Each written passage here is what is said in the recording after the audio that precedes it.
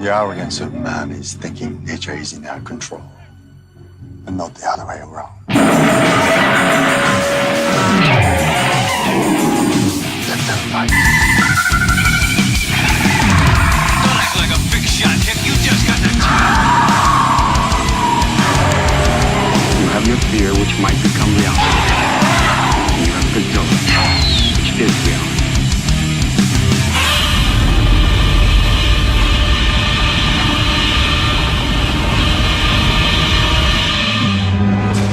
Gamera 2, the real guardian of the universe.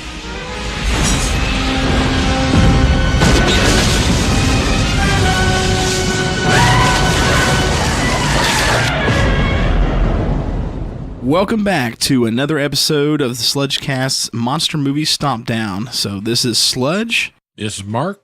And we got Ruben. It's me, Ruben. There we go. It was the man. So we were all back again. It's nice to have Mark again because he missed the last episode. Yep, I did. Which me and Ruben were a little worried of how can we talk about Godzilla Raids again for an hour and with just the two of us. But we did pretty good. So we actually found enough to discuss that one because there was a lot of stuff we didn't, think about when watching that one. Because even you watching it, we all agreed that was kind of one of the lower in the totem pole of Godzilla films, but there was enough unique stuff out of that one that we were able to draw. But we are back on episode 4 for the next part of the Gamera 90s trilogy by Shusuke Kaneko.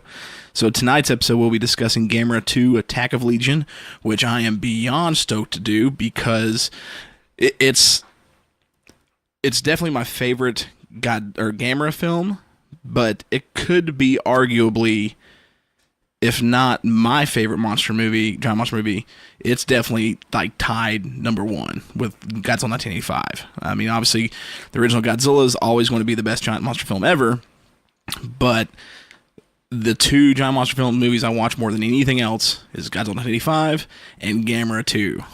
That's a strong statement. I never thought I'd hear that. Oh man, I love this film. I watched it the other day. I don't know, man. I don't know about that. Oh, I will. It's going to be one of those things. But there is a difference between your favorite monster movie versus the best monster movie. Yeah, there's a huge difference. There's always differences. You could say that's my favorite. It might not be the best one. But it's definitely my favorite. In the series, but it's just your favorite. That's the one that if you're sitting here wanting to watch a movie, you're like, what do I want to watch? And it's your go-to. For me, believe it or not, and it's not even the best one in the series, Godzilla vs. Monster Zero is my favorite. Man, that was fun. I just throw that, that so one much is fun. Always a go-to for me. Do I like other movies better? Yeah, but for some reason, if I feel like a Godzilla movie, that one goes in every time. So there's definitely a difference. Yeah, definitely. Well, I almost think, well, this may be stretching it, but I think I could even argue that, what's that one guy he does a lot of politics stuff, and we won't get into politics on here, but he always does this, blah, blah, blah, prove me wrong. Prove me wrong. I bet you I could do one of those for this film. Because, man, I've got so deep. This movie I know so well. When I wanted to watch the end again, I think Mark did too tonight, but on my way back from church, because I'd already watched it day before yesterday for this episode. Right. But on my way back from church, I was like, I want to see that end fight scene again, so I just pulled it up on YouTube. And the version I pull up on YouTube is all Japanese, no subtitles. And I've got my stepdaughter in the car, she's 10, and then Gavin, our youngest son, in the back. And they can see it too and watching it, but it's in Japanese with no subtitles. And Lexi's like, what are they saying? So I translate all 13 minutes of the end to her almost verbatim because I've seen it that many times that I don't even need the subtitles anymore, which is, I don't know if that's sad or not, but it's true. So this one is, we'll dig into the quick details on it, but this is definitely, we'll get into the opinions in a minute, but I think this is the pinnacle of Gamera right here. But so, Gamera 2, of course, came out in 1996. It was the immediate follow-up to Gamera Guardian Universe, which was, as we all know, a phenomenal film, and I think just completely reinvented giant monster genre as a whole. Shusuke Kaneko continued on directing this film. Actually, we know he directed the entire 90s trilogy. Of course, now this was also written by Kazunori Ito. Kazunori Ito, of course, has got ties with Attack on Titan, those films. He's written a lot. I think he's written for Evangelion, maybe? I think he's written some for that. I'm not sure. Anyways, phenomenal writer. He wrote the entire trilogy, so he continues on. And we see a lot of the cast from the original film continue on to this one. Obviously, the character of Asagi Kusanagi, that's played by Yoko Fujitani, Steven Seagal's daughter. She continues her role into this film. Yeah. And then, of course, my favorite character that we've talked about in the last one, Inspector Osako, who's no longer an inspector in this one. He's now just a part-time night security guard. Yukijiro Hotaru is that actor.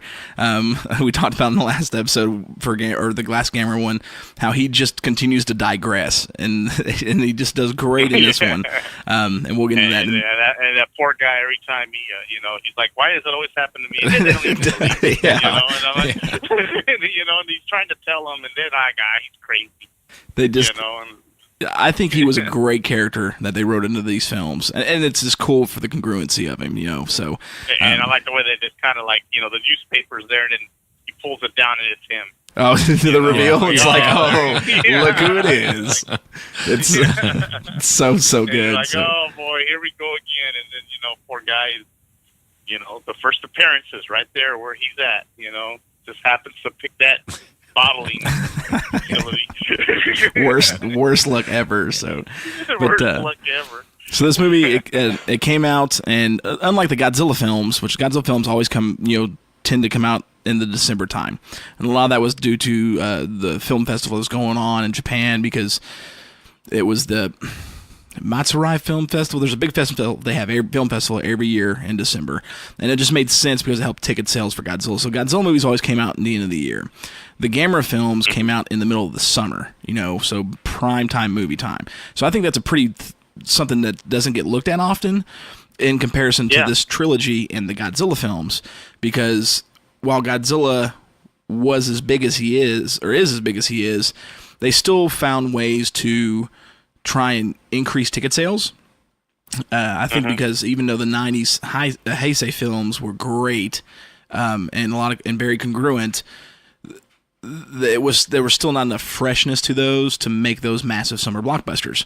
Where with the Gamera ones, it was different. They came out in the middle of the summer. This one came out on July 13th, 1996, and did very well. Now, of course, the budget monetary value between Japan and America is quite different. The budget for this movie was somewhere around $2 million. It ended up doing $6.5 million at the box office, which is huge.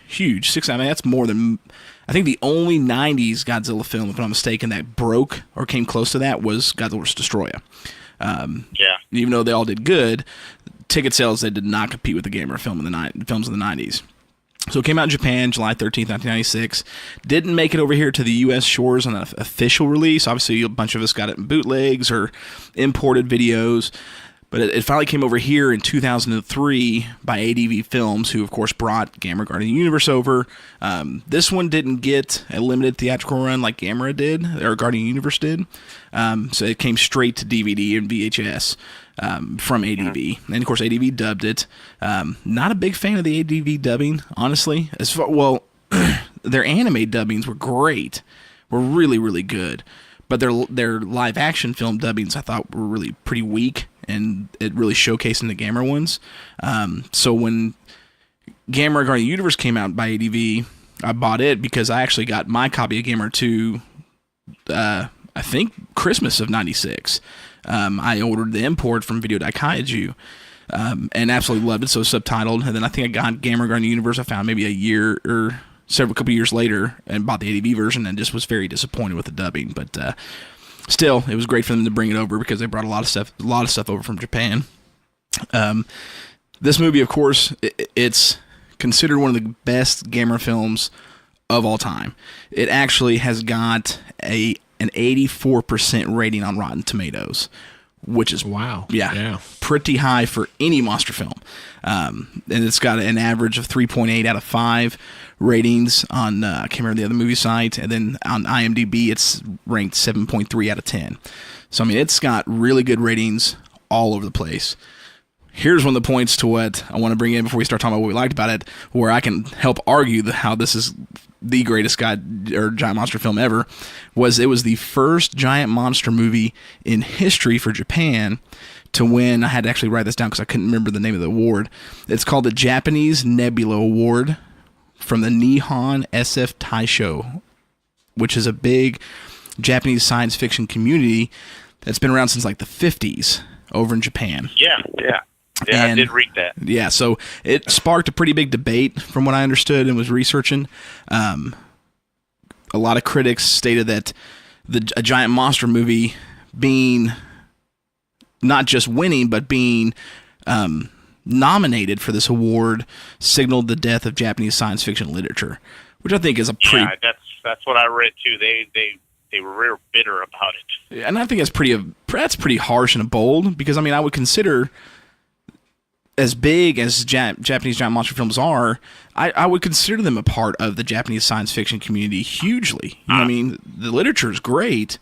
I would just see these movies, going all the way back to the original Godzilla, as just another leg or extension of the science fiction community in Japan. So I don't understand why they made a big fuss out of it, but still, it was the first one, and to my understanding, the only one, giant monster film, that has won that award. So right there's the case for your argument, okay? You know, but I don't know.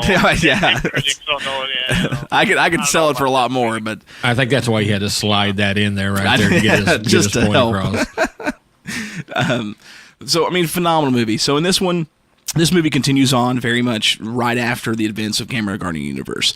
Of course, you know, in that one, Gamera stops the Gauss, and in this one, you know, Japan's picking up the pieces still of that battle. Gamera's gone; he's in the hibernation, or just where he's disappeared.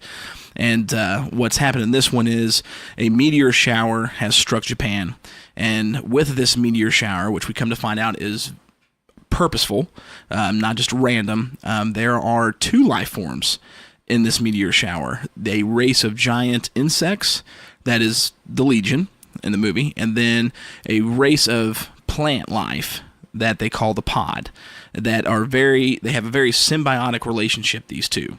So what happens with these is the Pod will shoot seeds into space with these insects, and they'll go and they'll populate other planets. So they work hand in hand. The Legion insects create the environment, and what's needed for the Pod to grow, the Pod explodes, shoots them off to another planet. So I think that was a very genius idea. So these alien creatures, plant and insect, land in Japan, and then things just go to crap from there. You know, I mean, this goes all downhill. And eventually, obviously, in the movie, the first Pod that's grown, Gamera ends up having to show up finally and try and put a stop to it. And I think, and we'll get into it more as we talk about what we liked, didn't like, thought it was very ingenious in this film, because as it goes on, the science in this film, I felt like you've got a lot of, and not just Godzilla, but Gamera movies, X from Outer Space. You've got a lot of alien monsters and giant monster films that base from alien creatures. Even Ghidorah, who is the greatest of the giant monsters from space, there's never any real major scientific explanation to make it plausible. It's just like, oh, hey, accept it, which we do because it's fun and it's giant monster movies, and we know it's make-believe anyways. But in this movie, it's like they went above and beyond to explain how these creatures exist, how they coexist, and they made it plausible in the scientific realm on why they do what they do, how they do what they do, to the point to where, I mean, they attack a group of people on a subway in what is one of the greatest scenes, I think, in any giant monster film, and a bunch of citizens, just people on the subway cart, are killed. Pretty bloody, actually, for a giant monster movie like this, but only the ones that are wearing glasses or have cell phones. And they break that down as to why, because the frequencies used on the cell phone interferes with their frequencies they use to communicate with each other. So they attack that. They also have to break down silicon so that they can help create the atmosphere that they live in, which is a much more oxygen-filled environment. And so they pretty much need the silicon to grow. They're gas-based life forms, so they attack glass, and that's why they break down the beer cans in the scene with Osako, who gets to see their muscle. Yeah. and they really make it believable, which I thought was extremely awesome in this movie, because you never got that. And again, not knocking any Godzilla films, because we love Godzilla more Gamera anyways, but you never got that in a Godzilla film. You never got that in X from Outer Space. You didn't even nothing in that movie makes any sense anyways. There was never an explanation. It's just like, here he is. Yeah. There's no background. Here we go. He's from outer space. He's from planet X. He's going to destroy. Like, they didn't even, in that movie, they didn't even explain. Remember at the beginning, and I don't know how long it's been. If you've seen X from Outer Space, Mark? Mm-mm. Okay. Well, it's been a while. It's been a while. Okay, I figured if you have, it's been a long time. So, remember at the beginning, there's that couple the main characters get married, and they're driving their car, and all of a sudden this light starts shining in their car, and they start itching like crazy, and it's that little boy with like that little device that causes people to start itching. Do you remember that, Ruben? Yeah. Like, there's no explanation. Yeah. There's no point to that whatsoever. How does that work? Who knows? It just looks like a kid with a little mirror shining at a car, by the way, that's going like 50 miles an hour, we assume. But yeah, this boy can keep up with it and still get... it's no sense made in that film whatsoever. Anyways, back to Gamera 2, Attack of the Legion. So I thought it was really cool how they really broke this down. Another great thing is, as it goes on, obviously we get the death of Gamera in this movie. When he goes after the second pod, doesn't stop it in time. That's when the giant legion, the main one, shows up, because we see the little soldiers to delay him from stopping the pod from launching, and succeeds. In a great fight sequence, but it succeeds, and it explodes, and Gamera's caught dead center of an explosion that destroys. It's the size of a nuclear explosion. Destroys all of Sentai. Just wipes it out. So I mean, he's just dead. He was in the epicenter. Yeah, he was in the epicenter. Pretty much took the brunt. Oh yeah, which is just it was just unbelievable. And then of course the Legion continued to advance, and they're taking out people and destroying cities, and it comes to the point where we got to make one last stand, and we're done for, pretty much at the end of the film. And what I thought was one of the greatest moments, and was key to the next film, was Asagi being there with Gamera when he comes back to life. Two things I thought was very cool about that scene especially, was one that really continued on in the mythology, I guess, that they have of Gamera being created by the Atlanteans, drawn his energy from the planet itself. You see the orb that she has lights up, and then all of a sudden all this stuff starts glowing around him, like the embers from the fire, and you see him come back to life. And that was just an epic sequence. But it took a toll, and the toll it took was separating, in order to bring him back to save the planet, separated his connection to Asagi. So it was that moment, which is very key into the next Gamera film, which we'll dive more into when we get to that one, separated his connection to us completely. That was no longer there. So I think that's pretty key, a very, very, very key moment into this film. Of course, he gets up, goes after Legion in what is one of the absolute best shot giant monster film fights I've ever seen. And then, of course, the awesome epic ending, where you see all the energy. And I explained this to Gavin in the car earlier. He's like, what's happening? What is that over the planet? Gamera just can't do it. You know what I mean? That was one of the things I liked about the Gamera films versus some of the Godzilla movies, was when he got beat down, and that happened in Godzilla 2, Space Godzilla, Ghidorah, not Ghidorah, Mega King Ghidorah in the 90s, but he got beat down, but he got back up. There was never that moment of he got beat down and you really thought, man, he got beat, big time. Because he's Godzilla, he doesn't show any damage, he just gets up and he's indestructible. Gamera in this one, I mean, when he breaks those things off of Legion's head and those red lasers come out, I mean, he is ripping flesh off of him. He's bleeding left and right. I mean, you got the fight scene in Sendai where he shoves those spikes through his shell and he's bleeding everywhere. So when he gets beat down, he gets beat down. Splashes blood all over the window side of that building. Yeah. So I mean, it's epic, I think, and he does. In the last fight scene, he gets beat down, and I think he realizes, I cannot do this where I'm at. And he lets out that roar and all this. He just starts summoning all this energy from the planet that they describe in the third film as mana. And then his whole inside middle chest of his shell just opens up into what reminds me of the Guyver move that he's got, and just obliterates the Legion. Obliterates it. And just a phenomenal ending. There's that scene there afterwards where Gamera's standing there and the sun is coming up and all the soldiers are there and they all start saluting Gamera and he just starts looking and I was like, man, that's just that's sweet. It's awesome. So great movie. Things change for Gamera too that in this movie that I thought was imperative to the film. We talked about it in the first Gamera movie, the evolution of the character.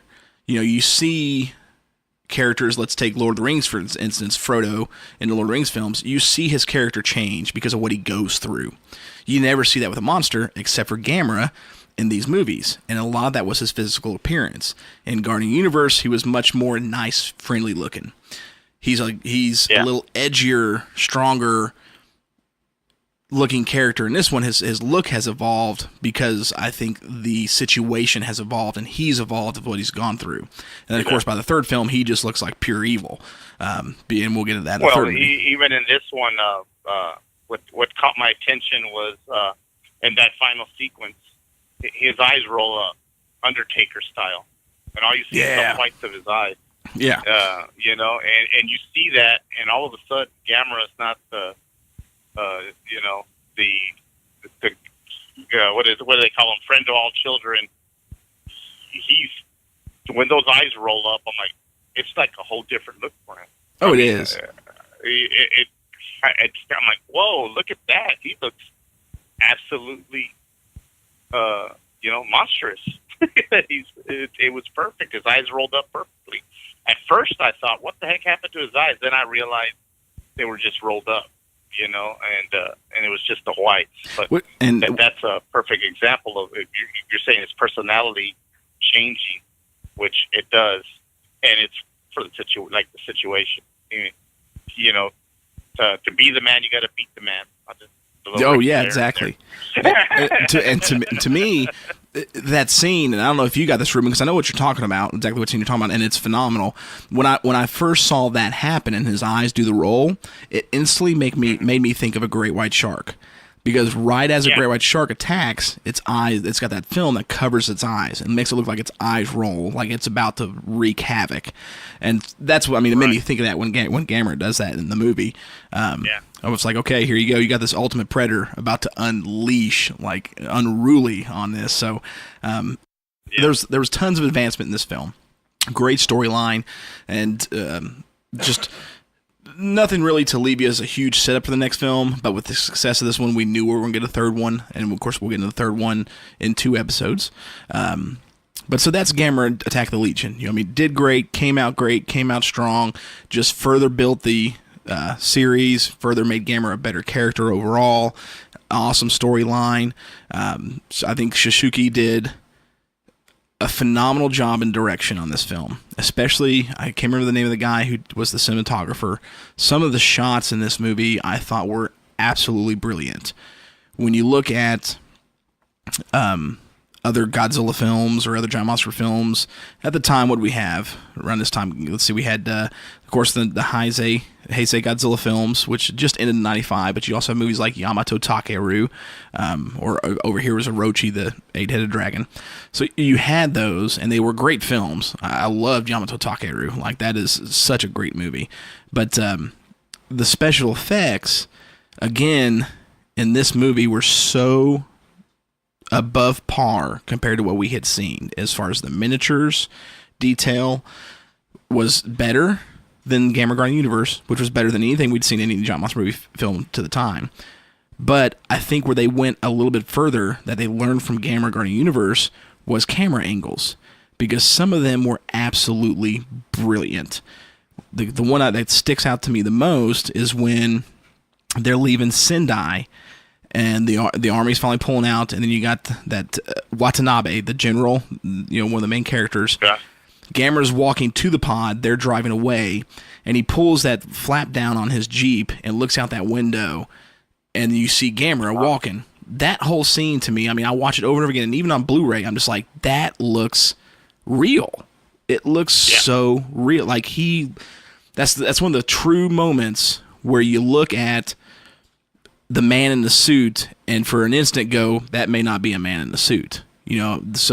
And they did so much of that in this movie that I thought was just unbelievably top-notch. I mean, that whole fight sequence at the helipad prior to that, I mean, was phenomenal. The angles were perfect, and they learned from it. So they did very, very good. Even things that they've done to make things a little edgier with Gamera, his wings-ish, or arms, Right. like...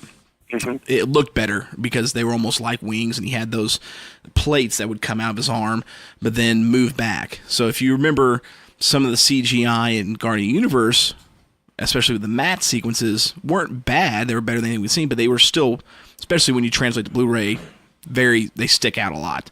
But I remember watching the night sequence in this one where Gamera first shows up and those plates go into his arm. That was a phenomenal job. I mean, that CGI looked great. So I feel like they really took a look at Gamera Guardian Universe and said, okay, this is what we did that was great. How can we make that better? This is what we did that was still good, but we lacked in. How can we make that so much better? And I feel like they really did that. I don't see, you don't get that much in American films. Let's case in point the Marvel movies. They are all great films. They all look phenomenal. But if you go from Avengers to Avengers to Avengers, so the first one to Age of Ultron to Infinity War, you can watch them all. There's no, let's see what we can do better. You know what I mean? It's just like, well, technology's advanced and it looks a little smoother, but they didn't really go above and beyond to make something. What are the faults we had? How can we correct those faults? You could watch all three of them as one, and it's still, you're not going to see any difference. Yeah, exactly. Yeah. So I think for these filmmakers, and that's one of the things too, where I really hope this art of filmmaking, especially with the man in the suit, never tokusatsu. I hope it never goes away, because it's always got that heart in it that you just don't have anywhere else in the world, and it really showed in this movie. So I think in when the smaller creatures, when they swarmed, I thought that really looked good, looked believable, compared to what we'd seen in the past. In any type of trying that stuff, it seemed like when they got on the electrical grid and covered that grid and they flew to it. And I thought the graphics there were really good. Yeah, top notch. Ruben, you want you want to add that you noticed before we get into what we liked and didn't like? What's, as far as going from movie A, Guardian of the Universe, to movie B, Legion, what stuck out to you as far as, was this obviously, I mean, I'm assuming you think it's a better film than Gamera the Guardian Universe? Yes, okay. I did. And what I saw, as far as characters go, it's hard to say that I did, because I thought the characters in the first one were great. I liked it. It was great acting. But this one I felt went a little deeper for some reason. I don't know why. I think that's just a personal opinion more than anything else. I can't put my finger on it. Well, I might be able to put my finger on it, but I'll wait for when I tell you what I liked about the movie. Right. Yeah, I really liked the story because I found it to be, maybe scientifically accurate isn't the word, but the science was there and it was actually accurate as far as most of it was. It's a monster, giant monsters or whatever, but they made it real. Yeah, if this was really going to happen, more real. From this is how 1 we to do it. 2, what I noticed, that's the biggest difference I noticed, is it was more realistic, I guess is the word. And let's put it that way. If you could say that about a giant monster movie, it was more realistic to me than the first one. And that's what I noticed right off the bat. Yeah. Well, yeah, it's way more grounded. Yeah, I mean, and you said it right. I mean, I think you can say scientifically accurate would be a good, fair thing to say, because if it did happen in real life, they made sure to say this is how it really could happen and how you can back it with science. You know, like to me, well, I'm in telecommunications, so they started talking about ISDN lines, and they started talking about fiber optic cables, and that was all stuff, and it was all accurate. It wasn't far-fetched, or, you know, they didn't embellish anything, you know, back then. They didn't, you know, in other words, they used the term ISDN, which back in '96, I mean, that was the broadband of the time. Right, yeah. Back in the day, you know, so I thought that was interesting. Oh, you know, I'm like, man, you know, they didn't just make up some term. They actually used the actual term. And I thought that was cool. And the electromagnetic interference with all the electronics and things. I think those little touches were missing in that first movie, or maybe weren't even addressed, because you didn't have to address it. And this one they were, which I thought was impressive. Yeah, very, very much so.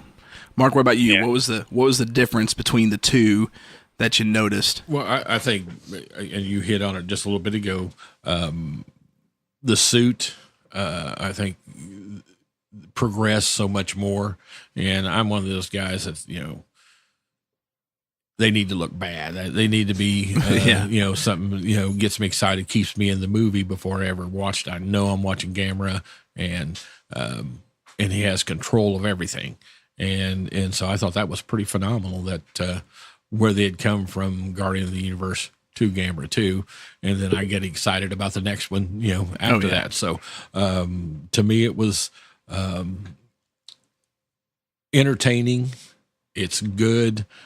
Keeps you right in it. I didn't watch the dubbed. I watched the Japanese version. I think we all did. And it stays, you know, it keeps you right with it. And so I was pretty excited about it. One of the things that probably, when it comes to Japanese monster movies, is when they have the characters that can communicate with the monster back and forth.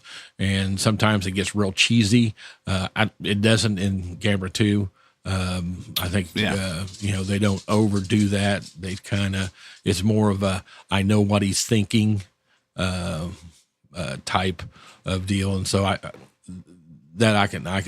can deal with, instead of, you know, hey, we need to go get somebody so they can talk to Gamera, and it's not that type of situation. So I thought they handled that really, really good. I did. So, it was more like where you got like Megumi Odaka's character, Miki, in the Heisei Godzilla films. She's a telepath, and that's how she communicates Godzilla.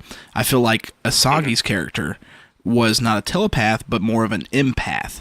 You know, so like, yeah, she felt and knew, you know what I mean? Right. Which I think is more believable than a telepath, right? You know, which is just as fun and entertaining. Yeah. But yeah, I'm with you on that one. I do think the same for that they handled that well. And it's definitely a step up, I think, from the first movie to the second.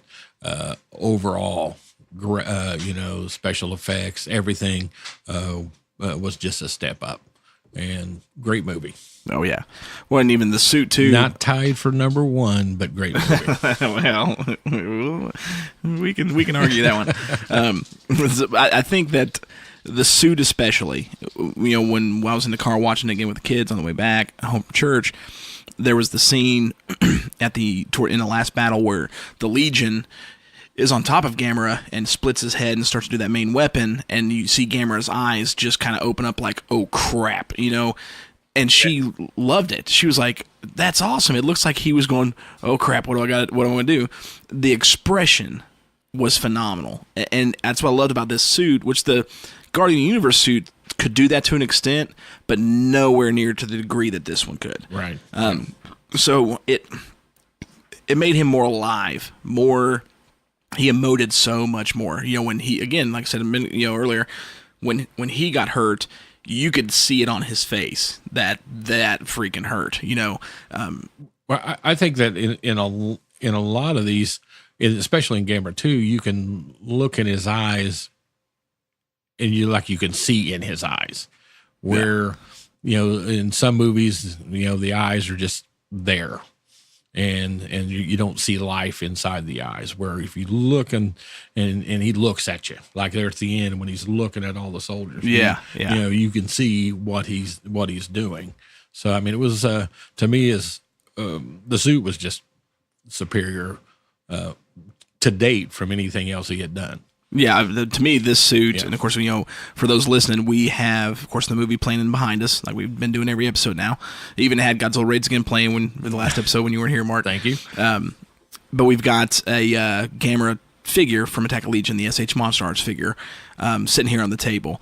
This suit, to me, when it comes to the Man in the Suit films, Godzilla, Gamera, any of them, I think this is the best monster look suit there is across the board. Just in detail. Ruben, what about you? What do you think? How do you think this compares to other suits, the Gamera 2 suit? Well, I mean, it does. I think we touched on it in the last episode. I think the Gamera suit, even the first one, equally beautiful suit. It's an improvement over anything that was out at the time. And this one was even better. I was trying to save this for things I like, but I really like the creature design on this.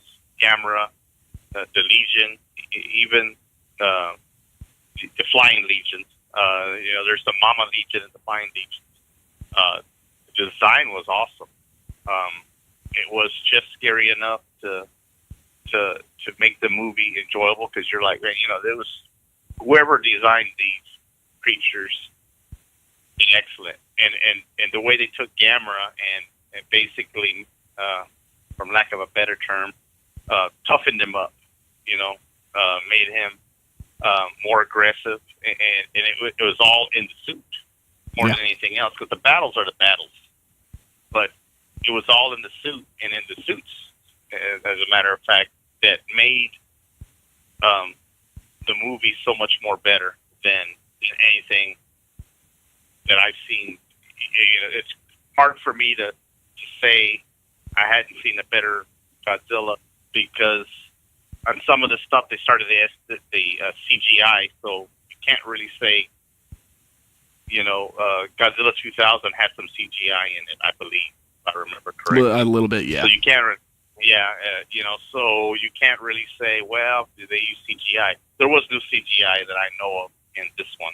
At least not that I read anywhere. This was, just suit acting. The only CGI in this one was actually, other than the fireballs and the weapons. Yeah. The only CGI utilized in the film was the little pieces in his arm that go back into the wing. Was it? Yeah. And then the only other actual extensive CGI in the movie was the Flying Legion sequences. And then, I figured that. Yeah, and then the actual scene. Funny you say that, because I don't really count the Flying Legion. Yeah, they were part of the deal, but in other words, they weren't. I guess when they, never mind. Because when they were on the ground and attacking the people, that was suit acting, or I would assume, or maybe not suit acting. Maybe it was more. And that part, those were. I mean, those things are scary. Oh, they were. That subway sequence. It was just, and then when they're in the power plant, and that sucker comes in, and Wadarasi has to basically go one-on-one with them. That thing is staring him down. That big eyes looking right at him, and I mean, it's almost scary. It is. It looks so good, so good. I kept asking myself, when that conductor on that subway, he opens the window, he shines the lights out. Yeah. Then he sees it, and I'm like, shut the window. Not that it would have helped him, but it's like, shut that window. And then if you notice, what are you doing? Then if you notice, the other train conductor or whatever it is that's back in the other car, when his blood splatters all over that window, everybody runs to the end, but he don't. If you watch, he's still trying to get to the door. I'm like, dude, he's gone. There's blood everywhere. Stop. I'm out of here. Yeah. That sequence was one of the. Well, let's do this. Let's go ahead and transition to continue into the things we like and didn't like. So, Ruben, you obviously the suits and the monster designs you really liked in this movie. Yeah. What else did you like a lot? What I liked about it was, okay, I've already mentioned, I liked that the science was there and it wasn't far-fetched. In other words, there was nothing outrageous in any of their science that they talked about. And I like that, because usually it'll get a little out of control and they come up with different things. And I mentioned almost everything else except for, I hope I'm saying this out, Haranami's pink sweater. I really enjoyed that part. That was one of my. I just fell in love with her when I was watching this movie. Yeah, I'm like, hey, and I was, oh my god, she's so attractive. They were just showing her. And she was intelligent, and she was intelligent, which is another thing. She was the one that came up with all the ideas on how to actually. Come up with the defense against, it was her to say, we got to do this. She's the one that solved all that. So I like that part of it because her science was actually accurate, so that just made her more attractive to me. And, of course, like I said, the suits, I liked the story was great. I thought the story was for a giant monster movie. I thought that storyline there was could stand on its own. I mean, of course, you want giant monsters, but it was good enough that you got, I guess, emotionally involved with the characters. Like Wadarasi and Hanami, they had I thought there was a connection there. It never even panned out in the movie, but I thought you could definitely feel something, with those two. Yeah, there's something there. There's an attraction there, and they didn't, they didn't need to throw that into a monster movie. That didn't need to be there, but it was, and it just made it better, and especially how they worked together. And I like how everybody worked as a team. There was a little division on whether Gamera was a friend or not, friend or foe. Right. But other than that, it was a team effort throughout the movie, and I like that part of it too. That's usually something that, and especially in the Japanese monster movie, there's always this, no, we're not going to do, there's always some guy, some jerk that doesn't want to go along with the plan or something, and in this there wasn't, that's what I liked about it. What about what you didn't like? Was there anything you didn't like about the film? What I didn't like, as in did not like. Oh, the only thing I didn't like about the film, and that's tough to say because I watched. Because it could be argued of being the best monster movie ever. Yeah.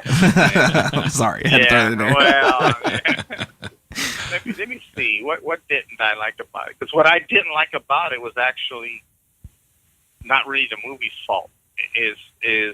I didn't like what they did with the dubbing. The ADV dubbing. Yeah. Well, mine's the DVD, so it's the. Oh, that's right. Yeah. The Mill Creek. It's the Mill Creek, but what I like to do because I get curious. I'll watch it with the Japanese and with the subtitles, but the dubbing. I mean, I'm sorry, I watch it with the dubbing, but I'll turn on the subtitles because the subtitles is a Japanese translation. To see how accurate it was. I want to see the difference. Yeah. And I found the dubbing to be very inaccurate compared to what the Japanese translation was. And there was some scenes that was totally different. But that's not the film's fault. That's the distributor's fault or whoever did the dubbing versus the subtitles. Now, I don't speak Japanese, so I couldn't tell you the subtitles are actually accurate. But there was a scene that they're getting ready they're getting the tank division ready to go attack they're getting ready. They're getting ready to fight, and these two guys get in the tank, and he says, "Hey, are you scared?" Well, the Japanese version, he goes, "Hey, are you scared?" And he goes, "Well, yeah." And he goes, "Well, you could always leave." And the guy goes, "No," he goes, "Well, just put it in the back of your mind and just go forward." And the guy goes, "Yeah." Well, if you turn on the dubbing, it's totally different. And the guy says something like, "Well, your mom wants you to be a hero." I'm like, that's not what he said. He goes, "Hey, I'm like, he says, 'Hey, were you scared?' He goes, 'Yeah.' And he goes, well, nobody will blame you if you ran. You could just leave." And then the guy goes, "Well," and then he goes, "Wait, I know your mom wants you to be a hero." And I'm like, "Man, that's not what he said. Why don't you just leave it alone?"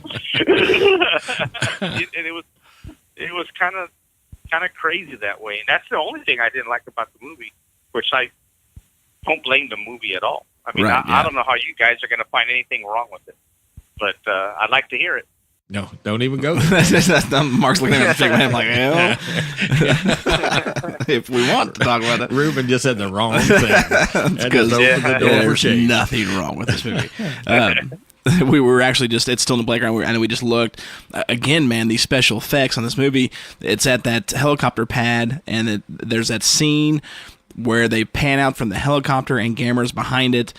That was just phenomenal, man. I mean, the graphics in this movie are stellar. So I might take a little bit describing what I like and didn't like about this movie. But let's go ahead, Mark. What about you? I just thought it was a good movie from start to finish. Yeah, and I didn't have any bad things wrong with it. Obviously the end fight scene is phenomenal when that chest opens up. Oh, dude, it was just great. I just watched it a little bit ago with my 6-year-old granddaughter, and she was like, "Oh, this is so cool," and she was so excited about watching because she had never heard of Gamera before.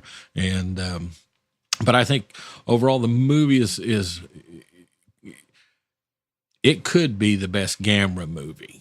Okay, but I do like the next one too. So I mean, that would be a toss up. It's pretty. It is tough between the two. Yeah, but I think it's got plenty of action, plenty of dialogue between the characters that makes it good, makes it entertaining, and then the fight scenes are phenomenal in it, and the graphics I think are good, or special effects, and so to me, thumbs up movie.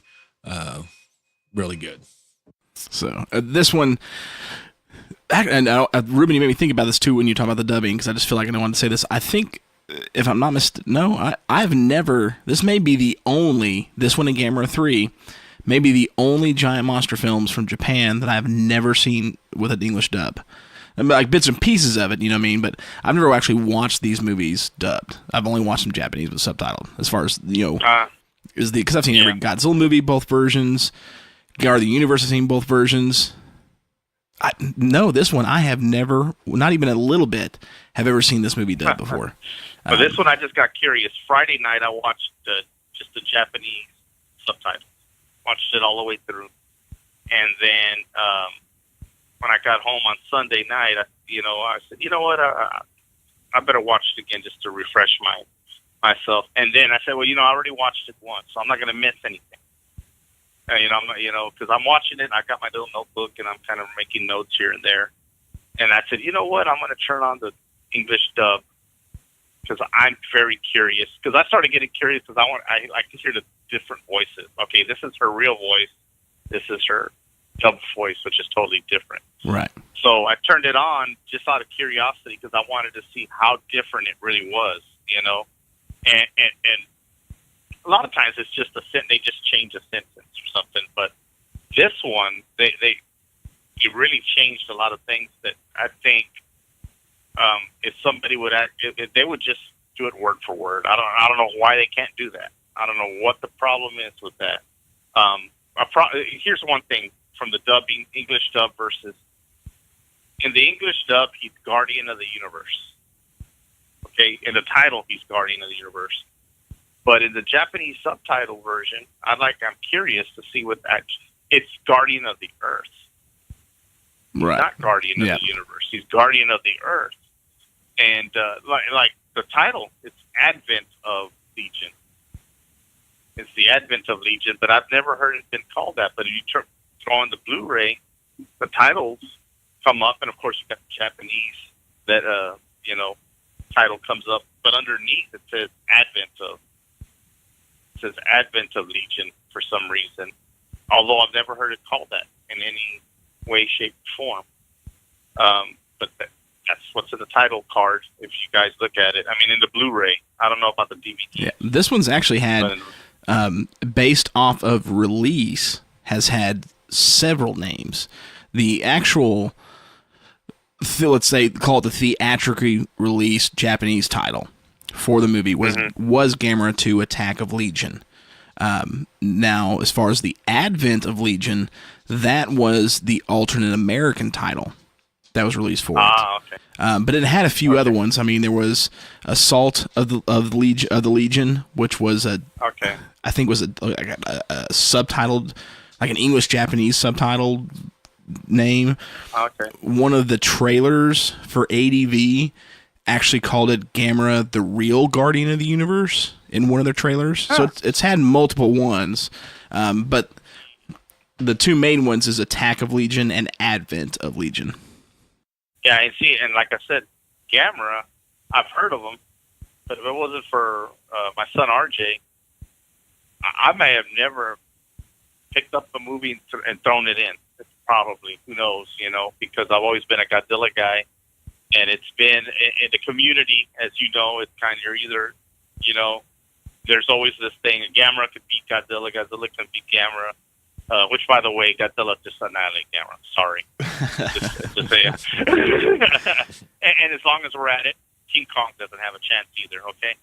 But no. That always starts a big old argument online. Oh, no, it's like, no, don't come at me with your King Kong electrified hands thing. That's just not going to work. But anyway, back to the subject. It's just I would have never, I might have never, if it wasn't for him. He said, Dad, I saw this online and it was good. And I'm like, really? I said, well, I've heard of them, but I've never even. And he goes, well, and so we watched a couple together, and now I'm glad I did, because these Gamera movies, I think, are far. It's gonna sound strange coming from my voice saying this, but they're better made than a lot of these Godzilla movies are. I love Godzilla, and he'll always be number one in my heart. But they're better made than. And now, as far I agree as with at those the time, completely. they're just better made. Now, as far as being the best of all time, that's up for at the time. The only one I can think of that I might have enjoyed more is Godzilla versus Mechagodzilla, the second one, or Godzilla, Mechagodzilla 2. Oh yeah, got you. I thought that was the best of the Heisei series, I think. Yeah, well, yeah, and Return of Godzilla. I mean, a lot of people would say Destroya. Well, actually, no. I mean, I think Mechagodzilla was a far superior film to Destroya. While Destroya was great, Mechagodzilla was just. I'm with you. I think. And now, that's that one of the starting with I don't count. I shouldn't. I never count Godzilla 85 for some reason. Sure, don't ask me why, because there was a separation. Because to me, Godzilla. Or Return of Godzilla came out, and then me personally, I didn't see anything till 1998 when I finally got to see the films released on VHS. Right. I didn't have access to bootlegs, and so I didn't know they existed. So even though Godzilla 85, which is one of my favorites of all time also, I never counted for some reason. I always forget. And like, oh, wait a minute, that's actually part of the series. You start with there, and then it goes into Biollante and so forth and so on. That's actually all part of the series, but for some reason, I always have there's a barrier there that keeps me. It always starts with Godzilla, Mothra, King Ghidorah. I mean, is that right? Godzilla, King Ghidorah, right? Yeah, and then Mothra, then Mechagodzilla, and then Space Godzilla. And then, of course, Destroya at the end there. And those are always grouped together as in one series, even though you have Biollante out there, and you have Return of Godzilla out there. But as far as back to Gamera, sorry, back That's to okay. Gamera, they're far better. I think they're far better made, and as a matter of fact, I think it pushed the Godzilla movies to improve because of that, because of what they were putting out as far as Gamera was going. Well, I definitely. Yeah, but as far as I think it's and all that. I would say, as far as the giant, I want to put Shin Godzilla and the Legend of Godzilla films in a completely different box, because I agree. Yeah, they fully went into the computer animated, CGI, and are both phenomenal movies. So, but as far as, and I'll jump into what I liked about this film, starting with this, the Man in the Suit films. I think the Gamera films, especially 3, even though I like 2 so much more, but the Gamera films are mainly 2 and 3, because there are films that are, while Gamera Guardian Universe is phenomenal, there are better, even Godzilla films than that one. I think as far as the special effects, especially, there's no better films that's been made to date of the Man in the Suit movies. The only other special effects that I even think come close to being on par to Gamera 2 and Gamera 3, we'll get into the next episode, was GMK, which was also the Shusuke Kaneko Godzilla film.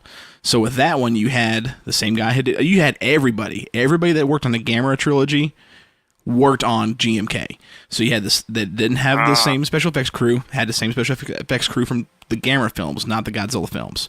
So when Shusuke came over, he brought his whole crew and said, Toho was like, please make a Godzilla movie. He said, okay, I want to do it my way, and I want to use my crew. And to me, that's why, as far as an overall movie, GMK, of course, I don't think overall compares to the Gamera films or even some of the Millennium films, but the special effects were equally as good as the Gamera films because you had the same crew. I think that crew, you see what I'm saying? Yep. I agree, because that's one, where I was talking about go-to movies.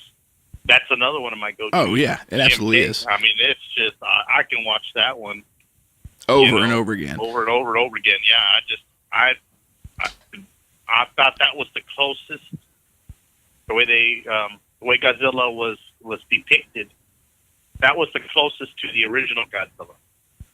1954, as far as force of nature, and destruction, and I'm not your friend, Godzilla. Oh yeah, absolutely. We got in 1954, yeah. But so as far as this Gamera film and all of them, I mean, with this one especially, the special effects I absolutely loved. They're phenomenal. I mean, they're so above par to any other giant monster film that is a man in a suit. That is a tokusatsu film at its heart. Yes.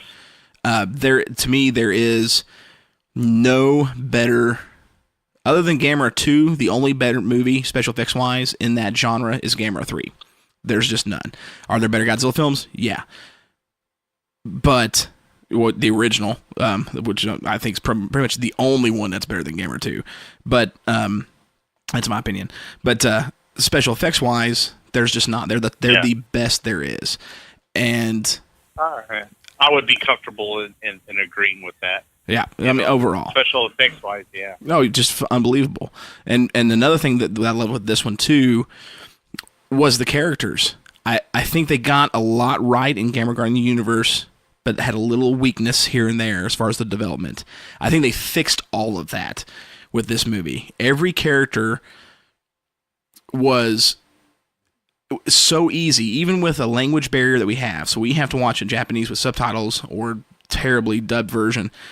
It was so easy with this movie. There was no effort, I felt like, to get attached to these characters and to believe these characters. I think they all did a phenomenal job in their roles. They were just truly unbelievable. I mean, even Obitsu, I thought he was unbelievable.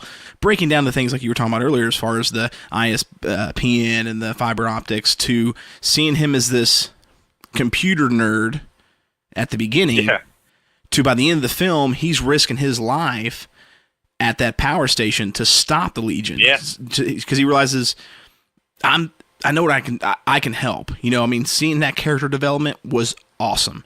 Of course, between Wadarase, and I can't think of her name now, the main character that... Konami? Yes. Their development together, even that almost love interest type deal, it grew so well. And I felt that those two interacted unbelievably well together. It's almost like they fed off each other in each shot. I mean, every character in this movie I thought was top notch. On top of that as well, the monster design's unbelievable. Legion, now Gamera, it's my favorite suit. It's my favorite monster suit, period. I thought it was phenomenal. The expressions on it, what they could do with the suit, the capabilities of the suit was above par to everything I've ever seen, prior and after, other than, of course, we're leaving the CGI world separate with, Legendary and Shin Godzilla, as far as the tokusatsu films. Legion itself was one of the best monster designs I've ever seen. That's one of the things I liked about the Gamera movies, even the old ones.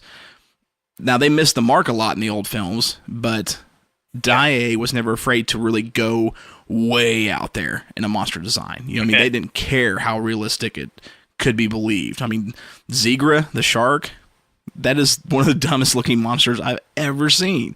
Giron, I mean, they're terrible designs, but they didn't care. They're like, we're going to go, if this is left field, we're going 20 miles past that with a design.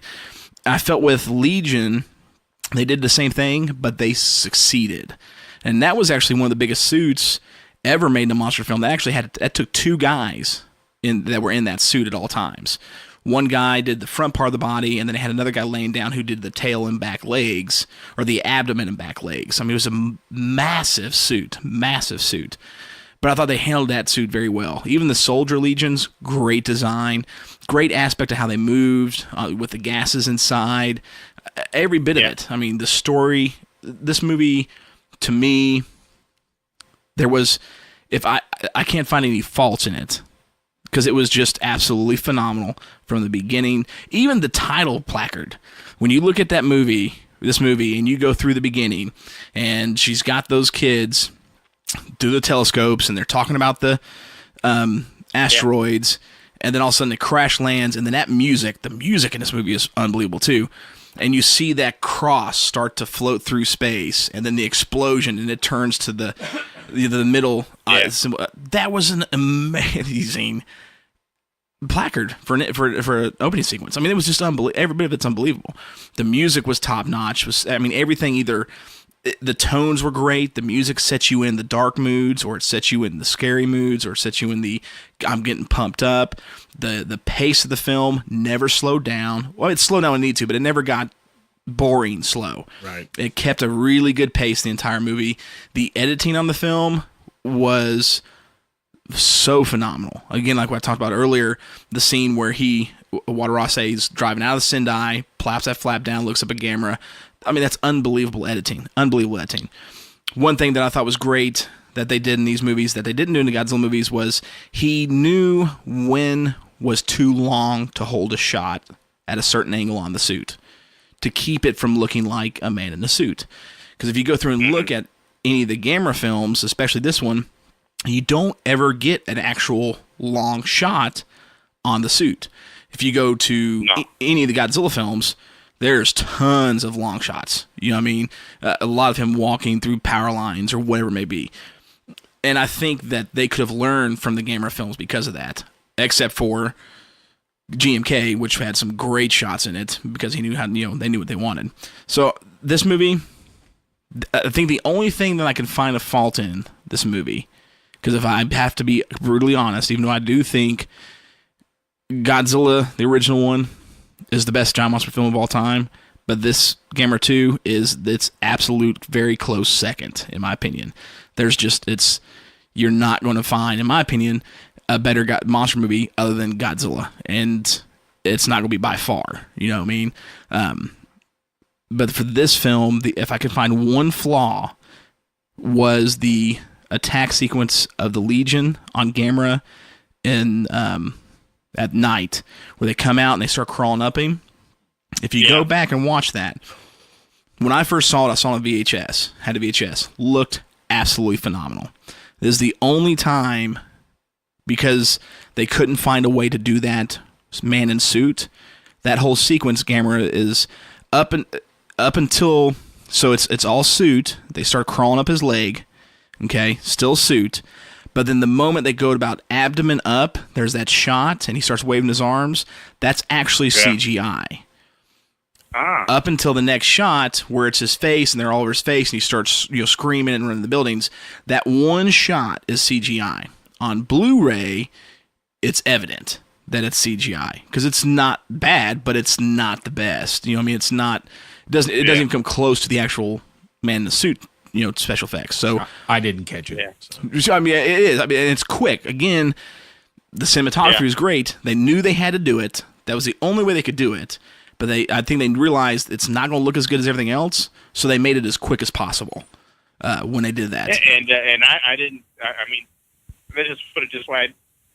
I knew it was CGI, but it didn't bother me because, in other words, I knew it had to be done that way. There was no other way to do it in this world. And if they actually pulled it off back then, actually says a lot about the movie. Yeah, and I think it did very well, and that's where I think they played so well. They knew their limitations, and they knew how to handle the limitations. Really, Shusuke reminds me of a lot of Ridley Scott. When you look at Ridley Scott's films, even on some of the lower budgets he's got, let's take the original Alien. That suit, when you look at it in a still shot, it's a great design, but when he's just standing there, it doesn't look real. You know what I mean? When that African American actor is just standing there, and you see some of the behind the scenes shots, you're like, okay, that's a pretty fake looking monster. But he knew the limitations he had, and he knew how to shoot it right behind the camera lens, and made it terrifying in Alien. I feel like Shusuke and his crew did the exact same thing. They knew their limitations of what they were shooting, but they knew how to shoot it to make it look like there was no limits. And I feel like kind of like that CGI scene. I mean, again, if you don't really pay attention, you almost miss it, because they handled it just right, just quick enough, just at the right angle to make it as believable as possible with the limitations that they had. Because actually the angle, now that you mentioned it, the angle is kind of like a ground level. Mm-hmm. Yep. Angle, if I remember correctly, it's like a ground level angle, so it that makes it look more realistic. In other words, like Mark said, I didn't even notice. Yeah, phenomenal movie. So I mean, Gamera 2, Attack of Legion, middle of the trilogy, phenomenal movie. Not really, and you guys heard it here too. And of course, when we post this, you listeners, you're free to comment what you want. We love the film. We couldn't find really any flaws other than one tiny special effects bump, and then dubbing that wasn't even the movie's fault. I think it's a pinnacle for giant monster movie history. A movie we all love to watch. Great character. Phenomenal movie. Hopefully, you guys enjoyed as much as we do. Any last words on the film, guys? Watch the first one. It'll pull you to the second one, and you can't wait to get to the third. Ooh, the third one. I cannot wait for the third one. Ruben, any last words on this one? No. I loved it. I love Tanami's pink sweater. And the monsters, too. I like the monsters. Yeah, and the main character of the movie. So we, again, phenomenal movie. If you haven't watched the Gamera Trilogy, those listening, go get it. Watch it on YouTube. Find you a copy. Buy it. I mean, you can get the Blu-rays for $5. Oh yeah. For this. I picked mine up at half price book. Yes, I mean, I think I paid $3.94 for the third one, and I think I paid $5 for the first two because they're combo on Blu-ray. Yeah, the one I bought, it was all three on one Blu-ray. Oh, okay, that's right. The one they released later. Mine was. Yeah, it was all. But I mean, that being said, and maybe you guys can corroborate. I mean, I've seen this where they'll throw 3 movies on on one Blu-ray, but they'll compress the heck out of it, so it doesn't look as good as if you bought the movies individually. That's very true in most cases. Yeah. So I haven't seen the individuals, but I have had movies where I bought them and they just compress the heck out of them, and then I'll just have to go out and buy the movie on its own. Oh, especially the third one. I'm not a big fan of 3 movies in one or whatever, because they just have to compress it and it doesn't help. So, I would do what you did, what Sludge did, and buy the individual movies. Or especially the price. If you just curious, pick up the Blu-ray and see how you like them, and then you might want to go out and pick up the individual ones. Yeah. I think they'll love them. Probably better. Yeah, there's probably better. It's so funny. They'll do release after release after release of the same movie, and they all look different. They'll change up something or whatever. I've got like 5 versions of the original John Carpenter Halloween. Yeah, because they keep releasing it over and over again, and they keep doing something different. And I'm like, man, it's driving me crazy. They know how to take the money for it. They are great movies to pick up. Yeah, and the older Gamera movies, well, man, you can get them all. I guess they're public domain. A lot of them. Yeah, a lot of them are public domain for the original ones. Yeah, they're public domain, so you can find them on. They'll put out this disc with a bunch of Japanese, which are cool. I like that. You can see obscure Japanese monster movies and stuff on there, sci-fi movies, and they'll throw some Gameras in there. Oh yeah, and they're great movies. They're cool super fun. Super fun. Yeah, and that's the key. They're fun. If you're looking for, the Oscar-winning movies, well, you're not going to get that. You're going to have fun. You're going to get some fun movies out of this that you can sit with your kids and watch, and there's a magic there when you have your kids with you, and they're falling in love with a movie that you loved as a kid. And this way, it was the other way around. My kid introduced me to Gamera, so he got to see my face. He gets to see me fall in love with Gamera instead of the other way around. But the reason he liked these movies is because I introduced him to Godzilla and Ultraman and all that other good stuff that I grew up with. Well, I think that's something that just follows through. Mark did that to me. I'm doing it to Gavin. You did it to RJ. We'll definitely have to see if we can get RJ in for the third Gamera film. That would be great to have him on that episode. Yeah. Well, it's 20 years. Yeah, I'll try that. 20-some years late. He's a busy guy up there, yeah. Yeah, he's a busy guy, but I told him I wanted that you asked him, so we'll try to, because he really likes these movies just as much as we do. 20-some years later, and I'm still doing it with my son, so. Yeah. So. Yeah, just kind of gets into the blood. It's great. It's like every Christmas, it's Christmas vacation, whether it's college or elementary or middle school. It was like there's just certain things we do together in Christmas vacation. Watch Godzilla, Christmas Story, of course, and we just sit there. It's cold outside, and we watch monster movies, and it's just the greatest. That's awesome, and they're great movies to enjoy. Yeah. So. Yes. But, oh yeah.